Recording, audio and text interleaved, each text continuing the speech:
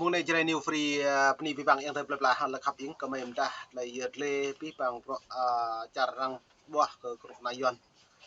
doนั้นcó những kemain kam dah le ke đại sứ Israel ke độ bạn đi lên chặt Việt Nam để vật trả liên quốc cái cạnh mà vấn đề mày kam dah này mệt vạ yang từ buồn sang mày có pi bang nak buồn sang mệt vạ phòng tuôn để xem lăng cái lại sắp mày đủ lụ hàng lại rõ về mày trộn này ta bồn cà phê mà anh chặt Thái Lan mong ta cất úp mày chuột luôn thì mà cất lại rung răng lại trồng lại ngột ninh lại lần la luôn ta cất lại nạp tạp tập nàng bom mồm đừng bom hoạn xem cái năng mày tùy ngạ mệt vẽความtuôn trong tây mày tùy ngạ nó lại mày đung ở sắp lại diệt lệ này bread y bu nó nào cất lại mềm ta hàng lại rõ về cất lại cái chum của rõ lại ta bu rằng bua lại rõ ngạ le kruk na yuan camping anak bun sang ta le tong ru charing kah buah te nyu pro mak bu lang ke kal te phian nam núi do nó mệt vả cất lại này mềm đung cất lại mềm đung lại tự yuan này mềm đung càng te ít một lại chẳng mang bread e bu kala arang buah te nyu le tong rang lại te nyu mak pro lu so le phian bu ngạ đời le phian nam núi le tong nya kah du yo em núi dập pro dập qua dập ring ra này mệt vả đến mày càng nhiệt lê bẹ cỡ lại tiếp phun rồi này nhiều tiếp phun tapu cá bơi nhiều tiếp tapu nhà tiếp hang lại vì bằng lần trà răng nhiều căn ngại hẻm đúng không cho nên việc vả còn mày càng đúng làm tòa mô máu lờ nắm lén lusa đây thuần đồ bò đồ rất lâu nhiều giáp lại pin nhiều VOA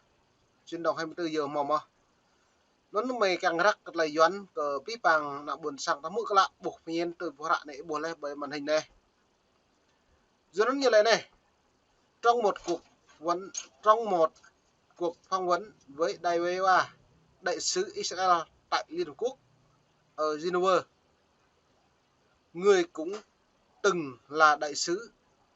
Israel tại Việt Nam từ năm 2012 đến 2017. Nói lập trường của Việt Nam về Human Rights, nhóm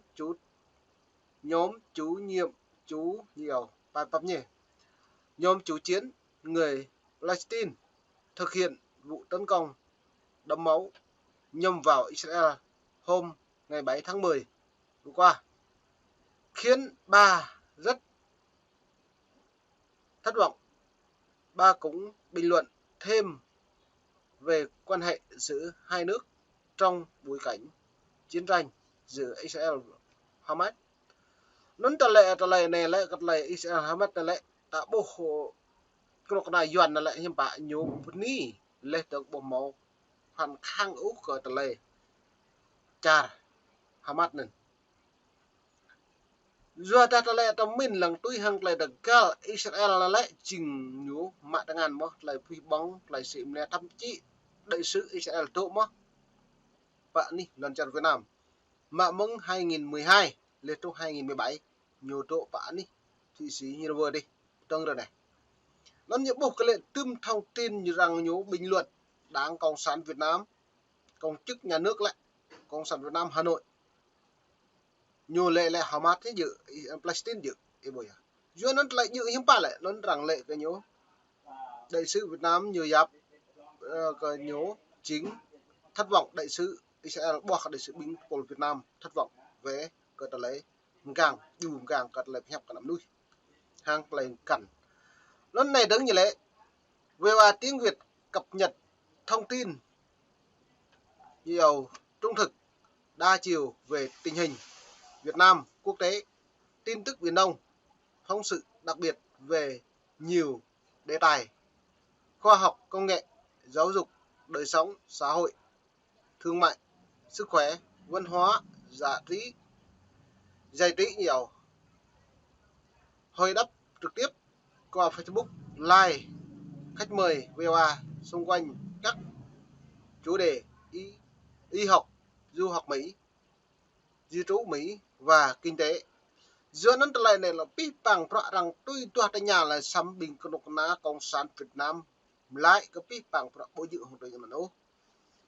do nên lùm ta cất lại giật lê mệt vài yang buồn sang mày bread im mực bịa lại phía hấp này bịa là bà Việt Nam này cô cái này bà muốn Việt Nam cứng rắn hơn và lên tiếng mạnh mẽ hơn do cất lại đăng lên này bịa này lại chính phố đại sứ lầu đi này lại nhiều tố bạn đi chả đánh nhau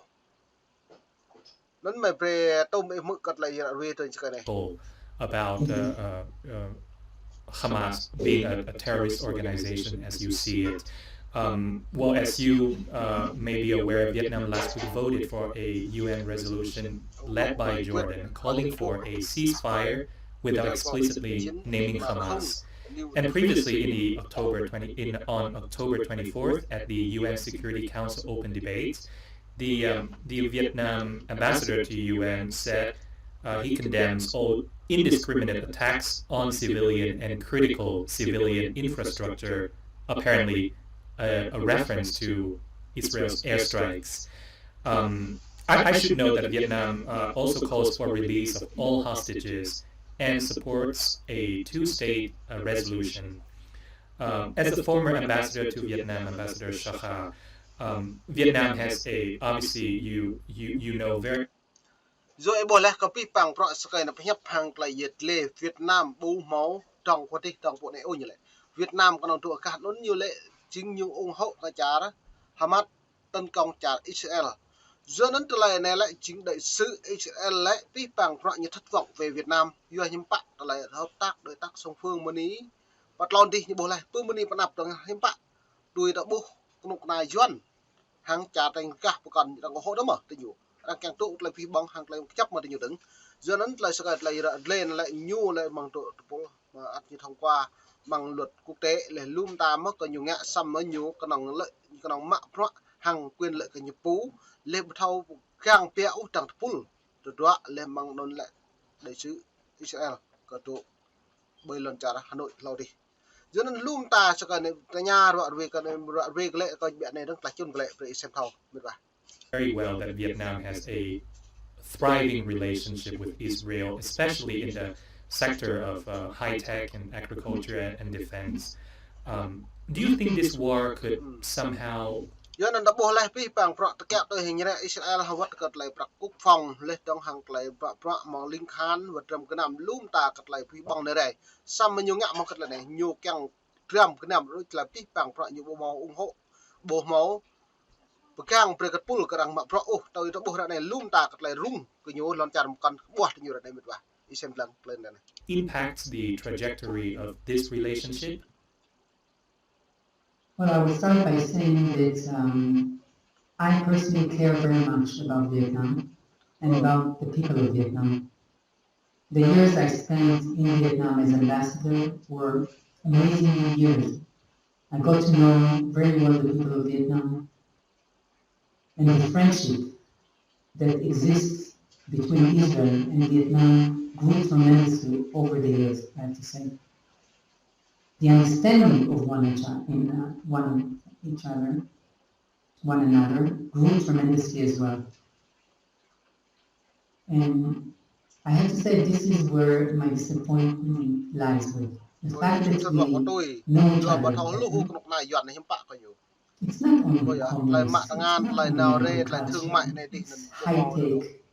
it's tourism, it's scientific cooperation, it's cultural cooperation. The growth in the relationship has been amazing. And as I said, we